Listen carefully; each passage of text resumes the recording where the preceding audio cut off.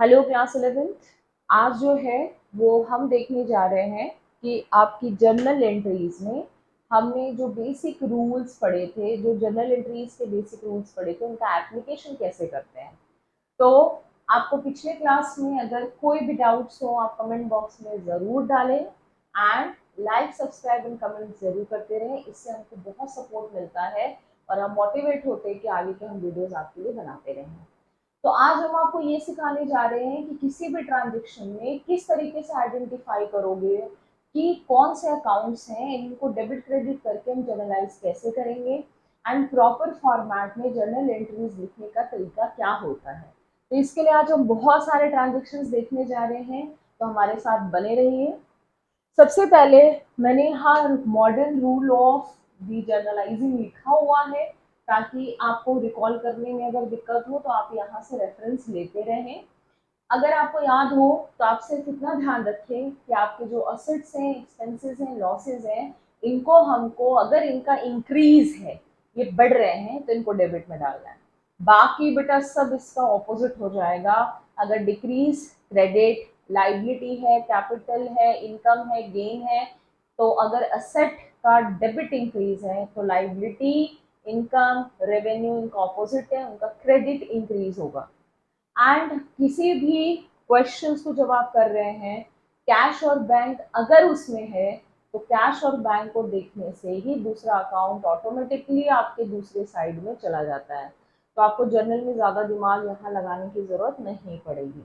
फिर भी हम स्टार्ट कर रहे हैं। मैं कुछ यहाँ ट्रांजेक्शन्स ले रही हूँ। शुरुआत जो है वो हमने इन ट्रांजेक्शन से की थी पहले, और आई होप कि आप इसको क्रैक भी कर पाएंगे। कमेंस्ड बिजनेस विथ,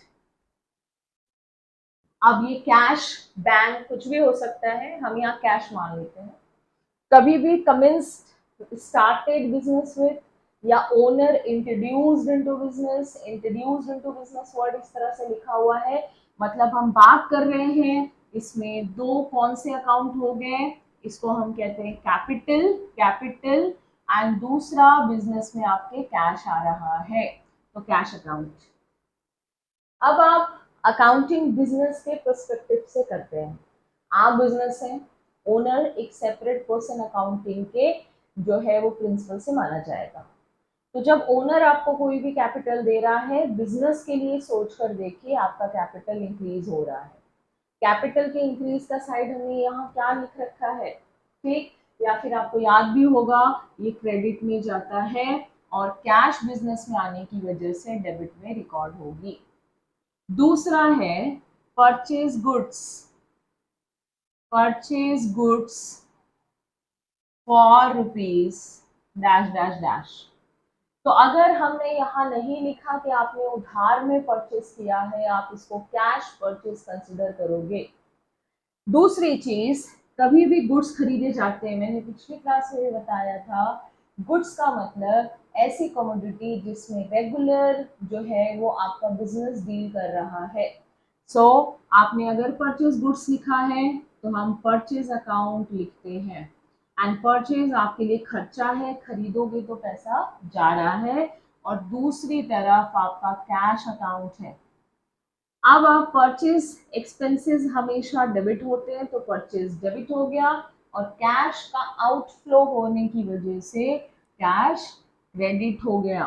तीसरा, sold goods for rupees.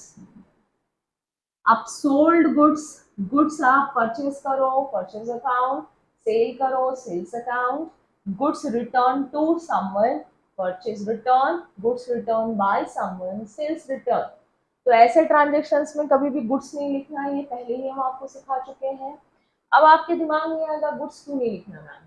Reason is, मैंने परचेज में भी गुड्स अकाउंट लिख दिया, सेल्स में भी गुड्स अकाउंट लिख दिया।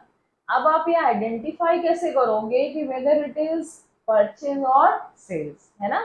तो ये मुश्किल आएगी, इसलिए हमेशा याद रखना है आपको कि आपको purchase account, sales account particularly लिखना है, मेंशन करना है। तो हम यहाँ पर लेंगे सेल्स अकाउंट।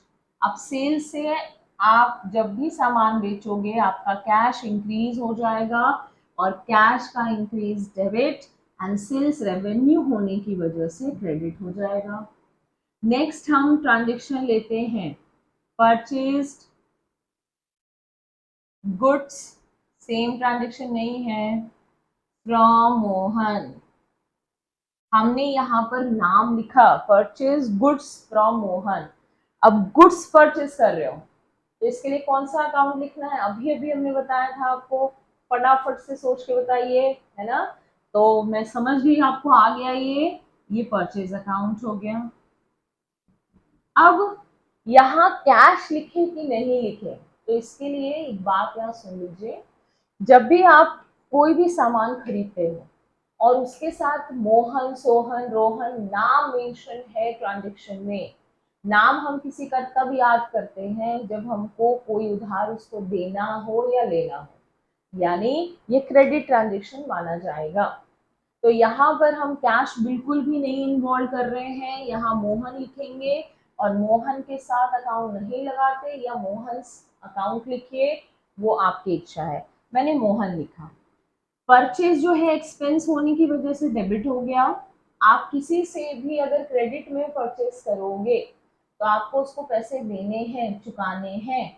अगर मुझे किसी को पैसे देने हैं, मुझे फ्यूचर में किसी को पेमेंट करना है, लायबिलिटी जनरेट हो गई, ऑब्लिगेशन जनरेट हो गया, और ऐसी liability that you owe something to someone, they are called as creditors.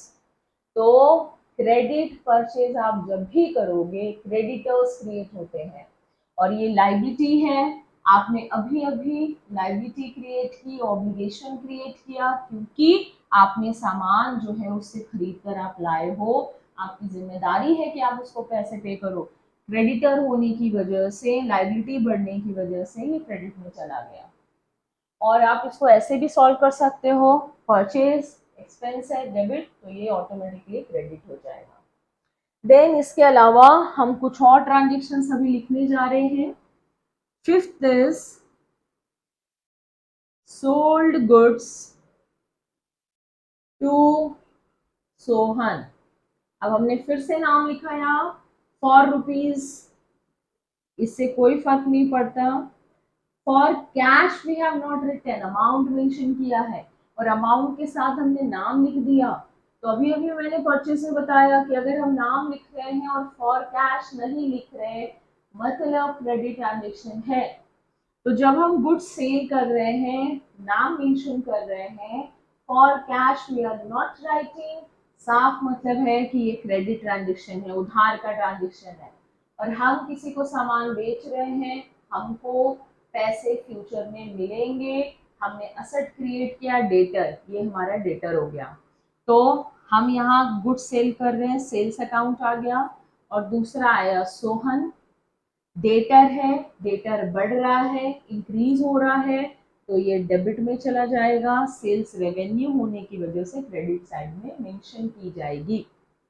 Then next है salary paid, rent paid, rupees 2000, 1000, what ever the amount is given. आप एक्सपेंसेस जब भी पे करोगे, एक्सपेंसेस को एक्सपेंसेस के नाम से लिखना है, ये पहले भी बताया है। Rent account, salary account, travelling expenses account, या आपने कोई लॉसेस है तो loss on sale of furniture account. इस तरीके से लॉसेस, एक्सपेंसेस, इनकम, उनको उनके नाम से ही लिखा जाता है। और अगर आप पे कर रहे हैं तो बिना कैश के पेमेंट तो होती नहीं है, तो इसका मतलब कैश है। तो यहाँ पर दो अकाउंट आएंगे आपके, rent account and cash account. अब देखिए, रेंट आप किसी को पे कर रहे हो तो आपका आउटफ्लो हो रहा है, पैसे जा रहे हैं, तो ये क्रेडिट हो गया, और एक्सपेंसेस की वजह से ये डेबिट हो गया। तो यहाँ हमने कुछ आपको ट्रांजेक्शन्स लिखकर दिखाए हैं। इसी तरीके से आप अपनी जो भी रेफरेंसेस या बुक्स हैं वहाँ से क्वेश्चंस निकालिए।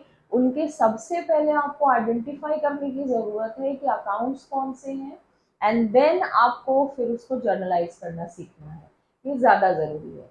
तो डेबिट क्रेडिट सीखना इज़ मोर इम्पॉर्टेंट। अब हम कुछ और ट्रांजेक्शन्स देखेंगे, कुछ और वेराइटीज़ देखेंगे इसमें, जिससे आपको और जो है अगर ट्रांजेक्शन्स दिखते हैं तो मुश्किल ना हो।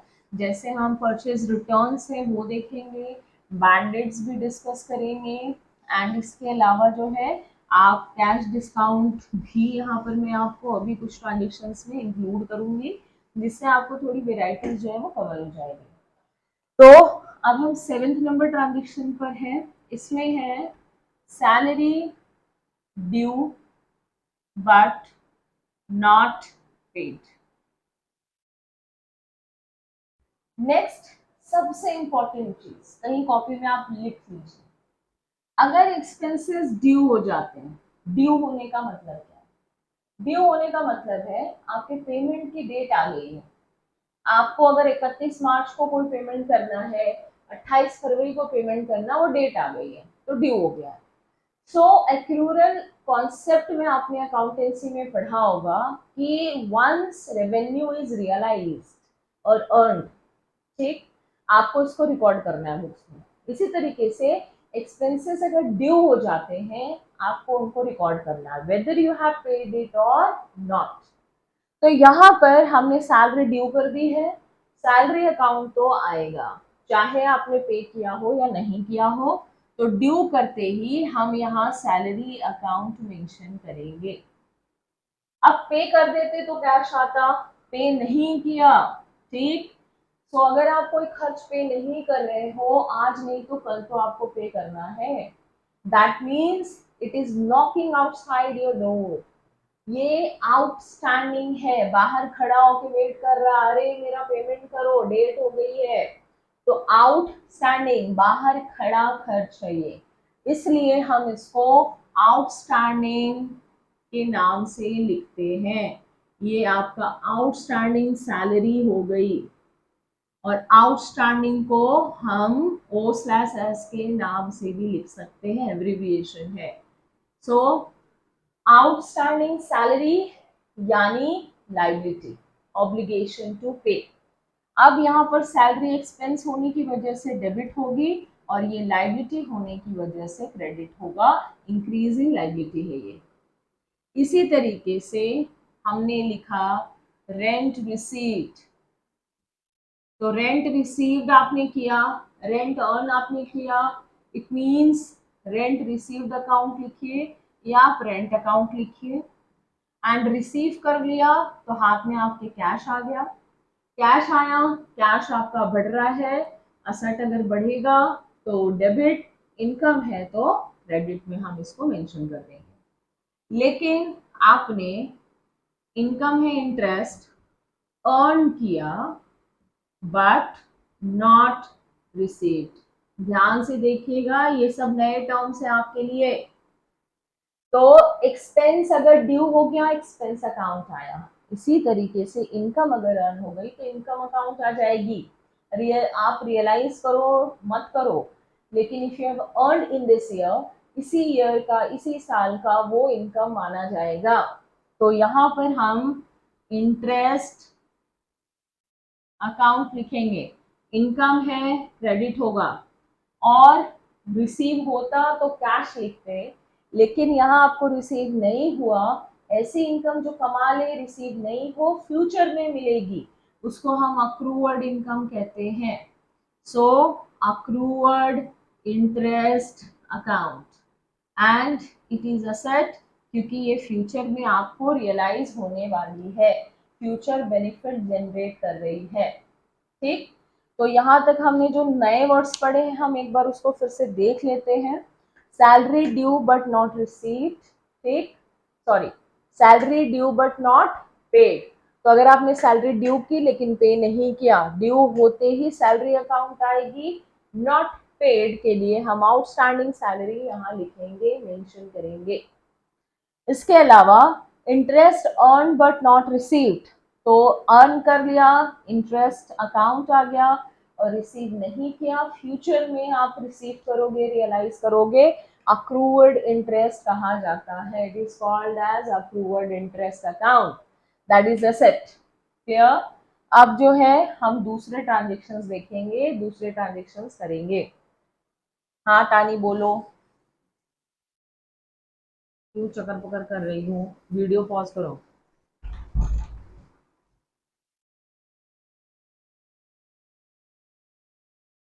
नेक्स्ट ट्रांजेक्शन हम ले रहे हैं चेक पेमेंट्स का।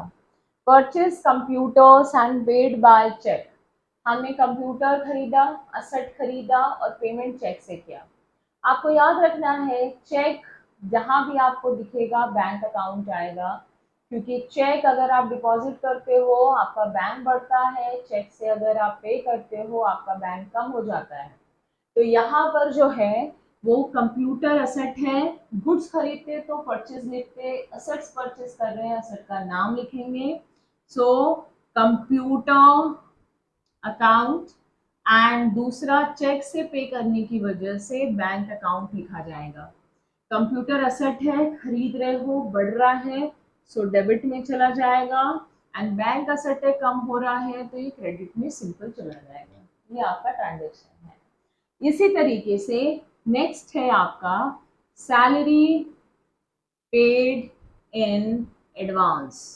ठीक, यानी सैलरी पे करने की डेट नहीं आई, रेंट पे करने की डेट नहीं आई और हमने पहले ही पेमेंट कर दिया। तो आप जैसे अपना मोबाइल रिचार्ज करवाते हो और ऐसे रिचार्जेस जो आपने अभी तक सर्विसेज नहीं ली लेकिन पहले ही आपने पेमेंट कर दिया है, उसको प्रीपेड कनेक्शंस, प्रीपेड सिम कहा जाता है। तो यहाँ भी हम अगर डेट के पहले ही पे करेंगे हम उनको प्रीपेड के नाम से जानेंगे। तो यहाँ पर आपने पहले ही पे कर दिया है, हम इसको प्रीपेड सैलरी अकाउंट लिखेंगे। और अपने खर्चे अगर मैं पहले ही पे कर दूं तो मेरे लिए फ्यूचर में बेनिफिट है, मुझे फ्यूचर में कोई ऑब्लिगेशन नहीं देना, मैंने पहले ही अपने खर्चे निपटा दिए हैं। तो ये एसेट है और एसेट बढ़ रहा है, डेबिट, और कैश आउटफ्लो है, कम हो रहा है, तो हम इसको क्रेडिट में लिखेंगे। इसी तरीके से अगर हमने ट्रांजेक्शन लिया है that is interest received in advance, यानी हमने पहले ही अपनी कोई इनकम, कमीशन है, इंटरेस्ट है, रेंट है, पहले ही रिसीव कर ली, कमाया नहीं, अभी तक मैंने अपना काम नहीं किया, अभी तक मेरा टेन्योर पूरा नहीं हुआ, लेकिन मैं पहले ही तुमसे पैसे लेके बैठ गई। तो फ्यूचर में मुझे मेरा काम करना बाकी है या फ्यूचर में मुझे कोई ऑब्लिगेशन डिस्चार्ज करना बचा हुआ है, ये लाइबिलिटी क्रिएट कर देता है।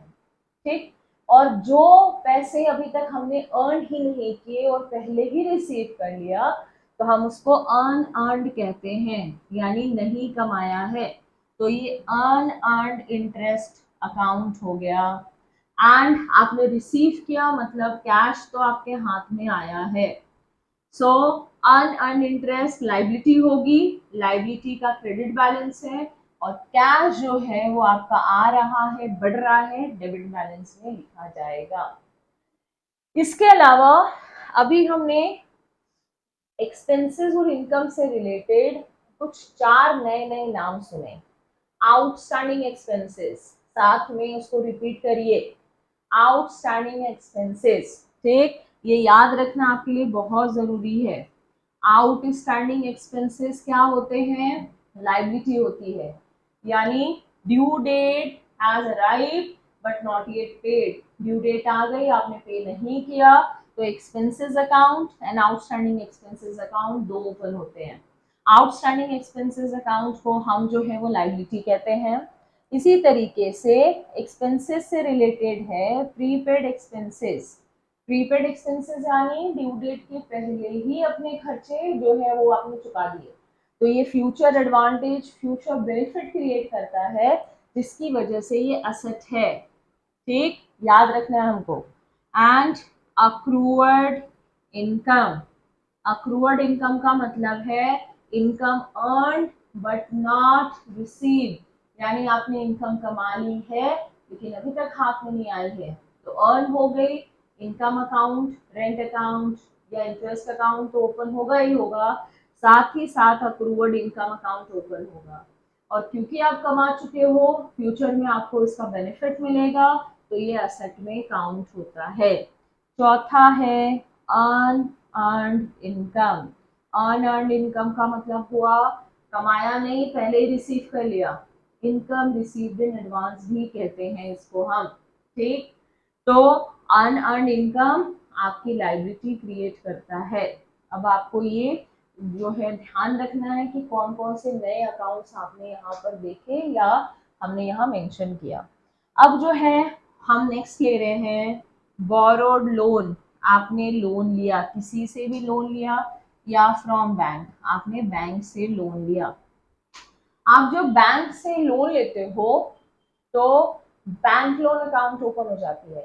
इसके अलावा बैंक आपके अकाउंट में वो लोन का अमाउंट ट्रांसफर करता है, तो आपका बैंक अकाउंट भी बढ़ गया एंड बैंक लोन लायबिलिटी भी क्रिएट कर रही है। तो इसमें अकाउंट्स आएंगे बैंक लोन अकाउंट, इसके अलावा आएगा आपका बैंक अकाउंट। और बैंक अकाउंट असेट है, बढ़ रहा है, तो हम इसको डेबिट में लिखेंगे और ये लायबिलिटी होने की वजह से क्रेडिट में मेंशन किया जाएगा। इसके बाद आप अगर डेटर्स या क्रेडिटर्स, अब डेटर्स और क्रेडिटर्स में वापस से आपको याद दिला दूं कौन होते हैं ताकि आप थोड़ा सा इसको रिकॉल कर सको। तो डेटर्स क्रेडिट सेल्स पर क्रिएट होते हैं, ठीक, एंड क्रेडिटर्स क्रेडिट परचेस पर क्रिएट होते हैं। तो हमको याद कैसे रखना है, debtors are those who owes money to us, ठीक, यानी जो उधार हमको चुकाने वाले हैं, जो पैसे हमको देने वाले हैं, हमारे देनदार। And creditors are those to whom we owes money, यानी हमको उनको उधार चुकाना है, हमको उनको पैसे देना है। तो डेटर्स जो है वो असेट है एंड क्रेडिटर्स जो है वो लायबिलिटी है। ये नोट्स आपको लिख कर रखना है अपनी कॉपीज में, जब तक आपको ये याद नहीं होता, जब तक आप ये लर्न नहीं कर लेते। इसके अलावा हम कुछ और बेसिक ट्रांजेक्शन्स देखेंगे, जैसे कि आपने सामान खरीदा, सामान बेचा, और सामान खरीदने और बेचने के साथ साथ आपको जो है वो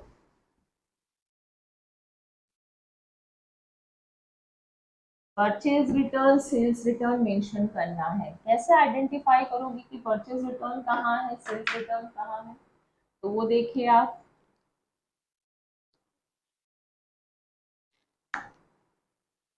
ए सोल्ड गुड्स टू बी, ठीक, ए हम है, ए पर ही आपको कंसंट्रेट करना है। ए ने गुड्स सेल किए बी को ऑन क्रेडिट पर, उधार पर। अब ए अगर आप हैं, हमने सेल किया बी को, ठीक, तो ए जो है, ए पर्सन जो है और बी पर्सन जो है, तो हमारे लिए बी क्या हो गया, हमारे लिए बी डेटर हो गया, देनदार हो गया, यानी इसको पैसे देने हैं, ठीक, देनदार लिख देते हैं हम आपके लिए, ठीक। अब ए यानी हमको बी से पैसे लेने हैं। इस कंडीशन में जब हमने सेल किया होगा तो हमने एंट्री की होगी B debit to sales account, यानी बी को हमने डेबिट में डाला होगा और हमने सेल्स को क्रेडिट में लिखा होगा, ठीक। अब हमने कहा कि goods of rupees something return by B, तो बाय बी वर्ड देख के आपको समझना है, ठीक, कि ये कैसा रिटर्न है। आपने सेल किया था और सेल के बाद सामने वाला सामान अगर आपको लौटा दे, रीजन में भी एनीथिंग, तो इसको हम सेल्स रिटर्न के नाम से जानते हैं। क्लियर? अब आप इसमें सोच कर देखिए, जब भी आपको रिटर्न कर रहा है तो ये सामान अंदर आ रहा है कि बाहर जा रहा है, बिजनेस के पर्सपेक्टिव से सोचिए। सेल्स रिटर्न बाय बी, तो ये सामान अंदर आया कि बाहर गया, तो ये सामान अंदर आ रहा है, इनवर्ड्स, तो हम सेल्स रिटर्न को रिटर्न इनवर्ड्स के नाम से भी जानते हैं। आपको ये दोनों वर्ड्स याद रखने हैं। फिर से मैं समझा देती हूँ, ए हम हैं, हमने बी को सामान बेचा उधार में, अब बी हमारा डेटर हो गया। डेटर जो है, ठीक, सेल्स के समय बढ़ा था, ठीक, अब हमने एक नया असेट क्रिएट किया जो हमको पैसे देगा, दैट इज डेटर। तो डेटर बढ़ गया, असेट बढ़ गया, उस समय हमने डेटर को डेबिट किया कि हमारा असेट इंक्रीज हो रहा है। अब बी ने सामान लौटा दिए, ठीक, तो हमने लिखा कि भाई goods of this much return by B.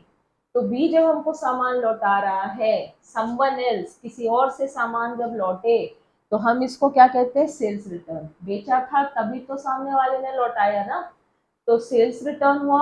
और सेल्स रिटर्न को हम रिटर्न इनवर्स भी कहते हैं। एंड इसमें आप जब सेल्स रिटर्न करोगे तो आपके डेटर्स क्या होंगे, बढ़ेंगे कि कम होंगे, सोच कर देखिए। सेल्स करते समय डेटर्स बढ़ गए थे, तो सेल्स रिटर्न करते समय क्या हो गया, डेटर्स कम हो गए। तो कभी भी सेल्स ट्रांजेक्शन के आप जब भी लिखोगे तो सेल्स रिटर्न अकाउंट के साथ साथ आपको डेटर्स अकाउंट भी आएगा, या अगर कैश सेल्स था तो कैश अकाउंट भी आएगा, कैश आपको लौटाना पड़ेगा। अब आप सेल्स को किस साइड लिखोगे, आप सेल्स को किस साइड लिखते हो, ठीक, क्रेडिट में रेवेन्यू है, तो सेल्स रिटर्न रेवेन्यू को डिक्रीज कर रहा है, कम कर रहा है, तो इसका साइड क्या होना चाहिए, डेबिट, इजंट इट। तो इसका एक ट्रांजेक्शन देखते हैं, ठीक, ट्रांजेक्शन है गुड्स वर्थ रुपीज, ये सब आप कहीं मेंशन करते जाइए, worth rupees 1000 returned by Sohan, Mohan, जो भी नाम है। अब रिटर्न बाय सोहन, सोहन ने लौटाया, सोहन आपका डेटर है, ठीक, और ये सेल्स रिटर्न हो गया, तो sales return account debit, and आपका डेटर जो भी है यहाँ पर सोहन है, तो सोहन आपका कम हो रहा है, इसलिए क्रेडिट साइड में रिकॉर्ड होगा। तो क्या आपको इसका रीजन समझ आया, ठीक। अब हम यहाँ पर जो है वो परचेज रिटर्न ट्रांजेक्शन भी देख रहे हैं। परचेज रिटर्न में क्या आता है, ठीक, और कैसे आइडेंटिफाई करोगे। तो हमने लिखा goods worth rupees costing rupees 2000 return to Mohit. अब हमने किसी को लौटाया, हम किसी को सामान तब लौटा सकते हैं जब हमने उसे खरीदा होगा, आप अचानक तो लौटाओगे नहीं। तो हम किसी को सामान लौटा रहे हैं, हमने परचेज किया था, अब रिटर्न कर रहे हैं, तो हम इसको परचेज रिटर्न कहते हैं। और हम जब सामान लौटाएंगे तो सामान बाहर की तरफ जा रहा है, तो हम इसको रिटर्न आउटवर्ड्स कहते हैं। जैसे सेल्स रिटर्न को आप रिटर्न इनवर्ड कहते हो, उसी तरीके से परचेज रिटर्न को रिटर्न आउटवर्ड्स कहा जाता है। और सेल्स में डेटर्स क्रिएट होते हैं, तो सेल्स रिटर्न में डेटर्स कम हो गए, क्रेडिट परचेज में क्रेडिटर्स क्रिएट हुए थे, लायबिलिटी बनी थी, उधार बना था, तो आप अगर सामान लौटा दोगे आपका उधार यानी क्रेडिटर्स कम हो जाएंगे। और यहाँ क्रेडिटर का नाम क्या है, मोहित। और क्रेडिटर्स क्रेडिट साइड में बढ़े थे, कम किधर होंगे, डेबिट साइड। और परचेज डेबिट हुआ था, तो परचेज रिटर्न किधर जाएगा, क्रेडिट साइड। तो ये आपके कुछ जो है वो डेबिट क्रेडिट और आपके कुछ रूल्स आज हमने डिस्कस किए हैं। इसके फॉर्मेट के साथ जो है जर्नल एंट्रीज आपको कैसे करनी है, इसके खूब सारे ट्रांजेक्शन्स के साथ मैं आपको नेक्स्ट क्लास में मिलूंगी। लेकिन तब तक आप रूल्स को अच्छे से रिवाइज करते रहे, पढ़ते रहे और हमारा वीडियो लाइक करते रहे। Bye, have a nice day, see you letter.